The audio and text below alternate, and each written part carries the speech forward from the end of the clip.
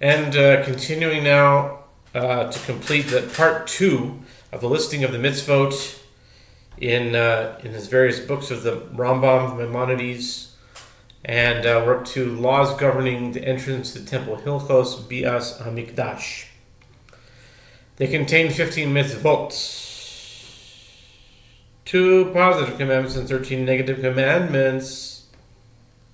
2:13, that's today, February 13th. Laws concerning entrance to the temple.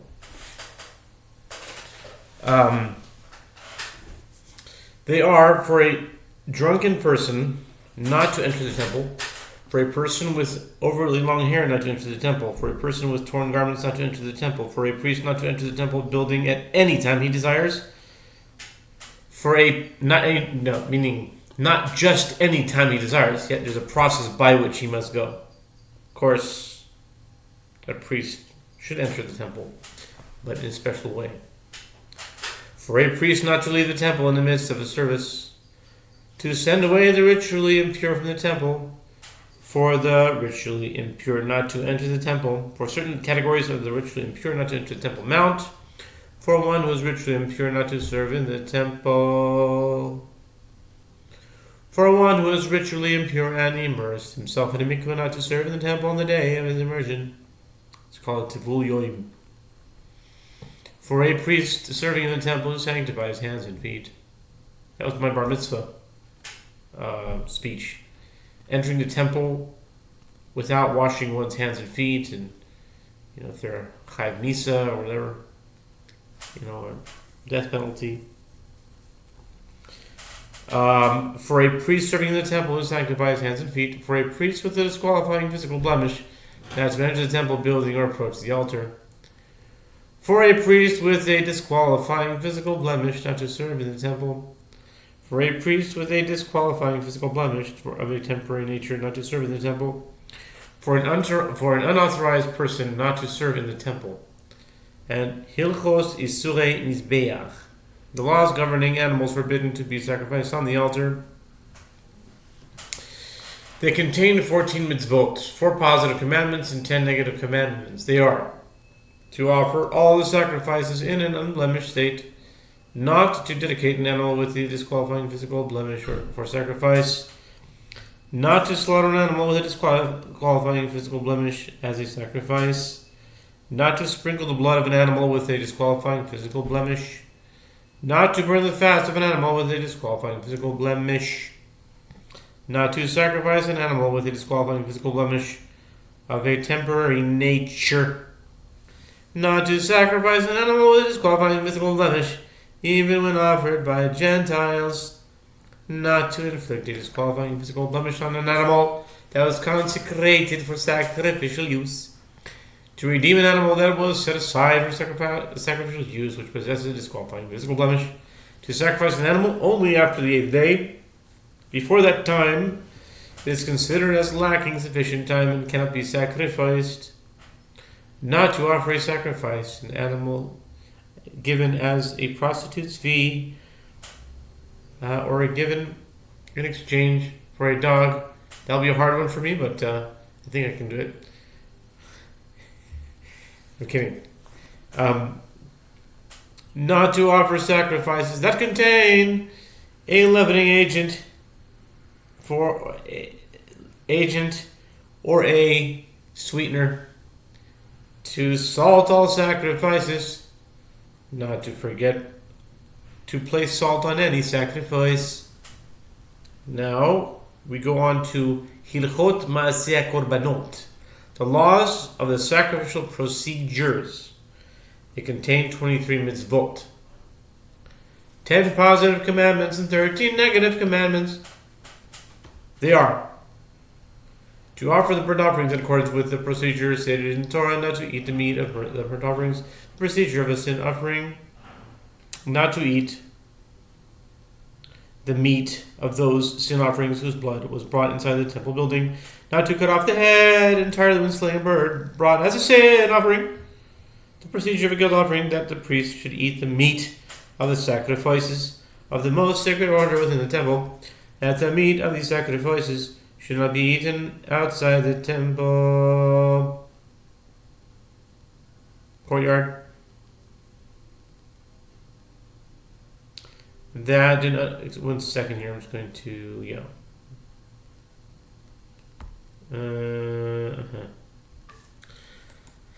That an unauthorized person should not partake of the sacrifices of the most sacred order. The procedure for a peace offering: not to eat from the sacrifices of a lesser degree of holiness before the sprinkling of their blood.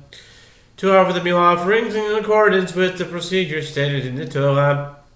Not to put oil on a meal offering brought by a sinner. Not to put frankincense upon it. For a meal offering brought by a priest, not to be eaten. For a meal offering not to be baked from leaven. For the priests to eat the remaining portions of the meal offerings. For a person to bring the sacrifices that he pledged to bring, and the animals he pledged to offer as sacrifices to be offered on the first festival that comes. Not to delay bringing the sacrifices that one pledged to bring, the animals one pledged to offer as sacrifices, or the other pledges one has taken upon himself to offer all the sacrifices in the temple, to bring sacrifices from the diaspora to the temple, not to slaughter a sacrifice outside the temple courtyard, not to offer a sacrifice outside the temple courtyard. Okay. Now it's Hilchot Timidim Umusafim, the laws of daily and special offerings. They contain 19 mitzvot, 18 positive commandments, and 1 negative commandment. They are to offer 2 lambs every day, to kindle the fire of the altar every day, not to extinguish the fire of the altar, to remove the ashes from the altar every day, to offer the incense offering every day, to light the candles of the menorah every day, for the high priest to offer a meal offering every day. It is called Minchat Chavitin.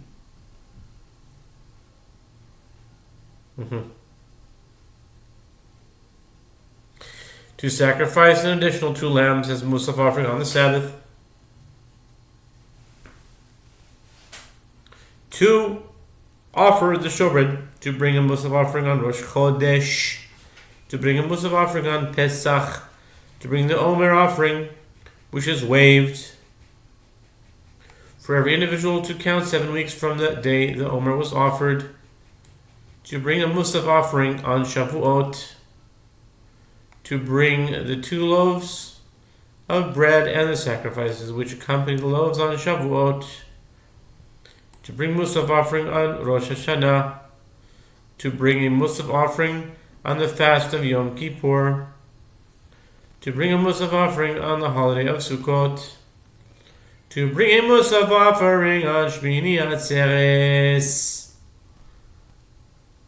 Hilchot Pesule Hamukdashim, the laws of offerings that have become unacceptable for sacrifice. They contain 8 mitzvot, 2 positive commandments and 6 negative commandments. They are not to partake of sacred foods that have become disqualified because of blemishes or due to other reasons, not to eat pigul, not to partake of sacred foods after the time prescribed for their consumption, not to partake of notar meat from the sacrifices which remains after the time prescribed for their consumption, not to partake of sacred foods that have become impure. For a person who becomes impure, not to partake of sacred foods, to burn notar, to burn sacrificial offerings that have become impure. And now Tilchot Avodat Yom Kippurim, the laws of the Yom Kippur service. They contain 1 mitzvah, to perform the service of Yom Kippur, the sacrifices, the confessions, the sending away of the goat, and the other aspects of the service in accordance with the order prescribed in the Parsha of Achrei Mot. Hilchot Mi'ilad, the laws of misuse of sacred property. They contain 3 mitzvot, 1 positive commandment and 2 negative commandments. They are: for a person who sins by misusing sacred property to make a recompense, adding 1/5 of the article's value, and offering a sacrifice. This is the law pertaining to a moel, not a mohel, but a moel, someone who commits me'ilah.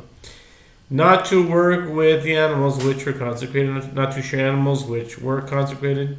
Thus, this book contains a total of 103 mitzvot, 47 positive commandments, and 56 negative commandments.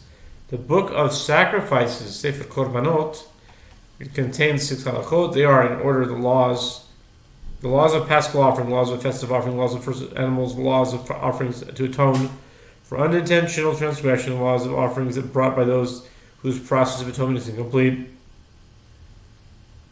the laws of offerings which were substituted for one another.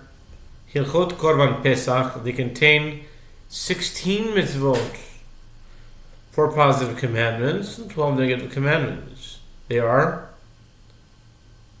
number 1, to slaughter the paschal offering at its appropriate time, not to slaughter it while in possession of chametz, not to allow the portions burn on the altar, to remain overnight, to slaughter the second paschal sacrifice, to eat the meat of the paschal sacrifice together with mitzvot and bitter herbs on the night of the 15th of Nisan, to eat the meat of the second paschal sacrifice on the night of the 15th of the second month, not to partake of the paschal sacrifice raw or boiled, not to take the meat of the paschal sacrifice out of the group in which it was eaten, not to allow an apostate to partake of it, not to allow a resident alien or a Jew's hired worker to partake of it, not to allow an uncircumcised person to partake of it, not to break a bone of it, not to break a bone of the second paschal sacrifice, not to allow the paschal sacrifice to remain until the morning, not to allow the second paschal sacrifice to remain until the morning,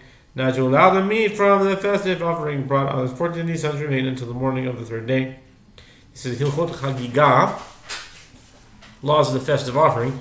They contain 6 mitzvot, 4 positive commandments, and 2 negative commandments. They are to present oneself before God, to celebrate on the 3 pilgrimage festivals, to rejoice on the festivals, not to appear before God empty-handed, not to abandon the Levi, but rather to have him rejoice and give him the presents due him on the festivals, to gather together the people during the Sukkot festival during the year following the Shemitah year. Hilchot Bicholot, the laws of the firstling animals.